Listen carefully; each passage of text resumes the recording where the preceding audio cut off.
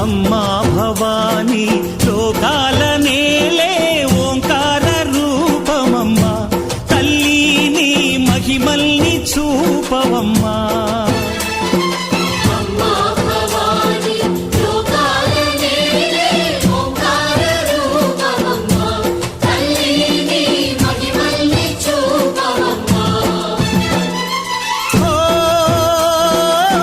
సృష్టికే దీపమా, శక్తికే మూలమా, సింహరథమే నీదమ్మా.